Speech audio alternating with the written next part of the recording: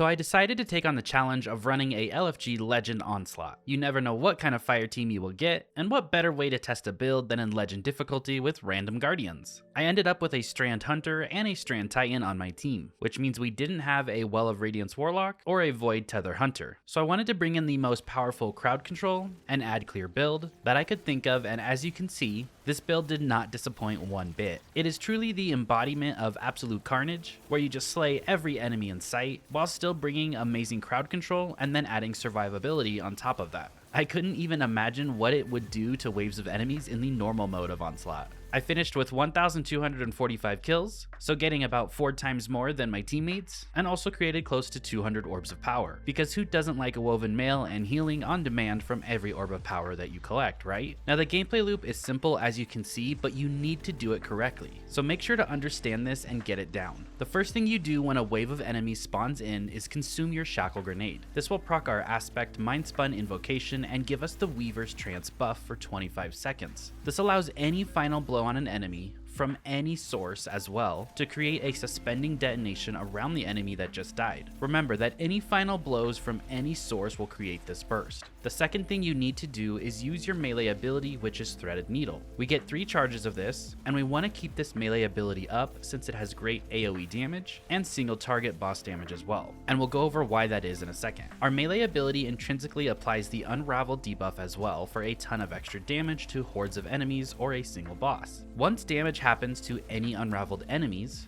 that will spread the Unravel to all other enemies, and even kills with the Unravel will proc the Suspending Detonation too. This plays perfectly this season with the artifact mod Horde Shuttle, where damaging a unraveled enemy with a weapon will spawn threadlings. So now we get a ton of threadlings popping out as well, and we beef those up in damage with a fragment. So we have consume our grenade and throw our melee. That's Suspending Burst, that's Unravel, that's threadlings popping out left and right, and the third and final thing you do is start using your weapons. And ideally you want to get a quick double kill with your weapon to spawn an orb of power, and make sure to grab it. This will proc Woven Mail for a 45% damage reduction, and the Orb of Power will heal you thanks to some mods, but Woven Mail in Onslaught is so strong when dealing with waves of enemies, and you want to have that up all the time. Now to take the build even further, we add in both of our exotic choices, and the amazing thing here is we don't have to do anything extra to proc these. They just flow with the overall gameplay loop that I explained already, and turn this Warlock build into absolute carnage. Our exotic armor choice is Necrotic Grips. Melee hits apply poison to the target. This poison ticks over time and deals great damage for about 15 to 20 seconds. It's a lot of extra damage on bosses as well when you just apply it once and then do your normal weapon damage rotation. And now for the better part. When you kill a poisoned enemy, they spread that poison to all nearby enemies. So now that the poison spreads to enemies, it also procs the Unravel debuff from our melee ability and spreads that to all enemies. Then any kill from the poison or Unravel procs the Suspend Burst to nearby enemies from our aspect mind spun invocation.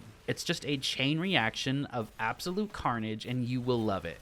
But to take it a step further, we add the buffed up Thorn exotic to the mix. Hand cannons are unstoppable this season, and Thorn is a weapon of sorrow. So when you get a kill with Thorn, that actually procs the Necrotic Grips and spreads the poison to all nearby enemies. You still want to apply the poison through your melee though, at least once on a wave of enemies or a boss, because that still applies the Unravel, and we definitely want that proccing and going off. Now our fragment choices keep our melee and grenade available to us to use at the beginning of each wave, and then we add damage and survivability with the other 2 fragments. And then our second aspect of choice provides even more suspending action.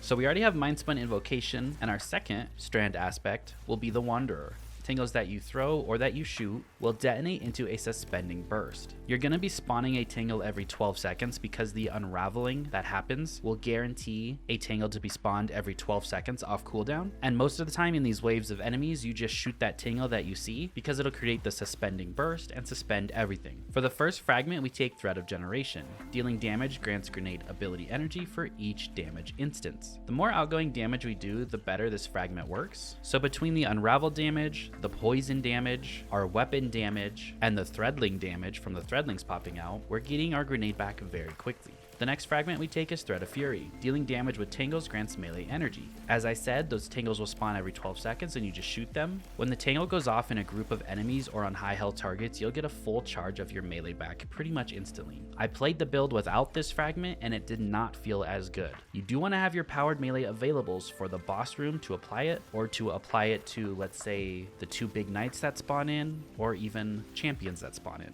The third fragment, we take Thread of Evolution. Threadlings travel further and deal additional damage. This just gives a nice bonus damage to those threadlings, and a lot of those are going to be popping out thanks to our artifact mod, Horde Shuttle. And then lastly, we take Thread of Warding. Picking up an Orb of Power grants Woven Mail. This lasts for 10 seconds long, so every 10 seconds, make sure you're grabbing an Orb of Power to just get some insane damage reduction while you're running around. For mods on the build, on the helmet, I take 2 Kinetic Siphons, so rapid kinetic weapon final blows create an Orb of Power. Thorn easily gets 2 kills very quickly, especially when you have Soul Devour procced and you're picking up those green souls that you leave on the ground from enemies. And then we take a heavy ammo finder as well. We get a lot of extra heavy ammo because we are using a exotic primary, so don't be afraid to use your heavy. On the gauntlets, everything is geared to getting our abilities back. We use Bolstering Detonation, grants class ability energy when you cause damage with a grenade. The suspend burst that happens from Shackle Grenade and consuming it also procs this, but it's on a 7-second cooldown. And then we also take Momentum Transfer. Causing damage with a grenade reduces your melee cooldown. So all those suspending bursts that happens from Weaver's Trance is giving us class ability energy, and it's giving us melee ability energy. And then lastly, we take Impact Induction. Causing damage with a powered melee attack reduces your grenade cooldown.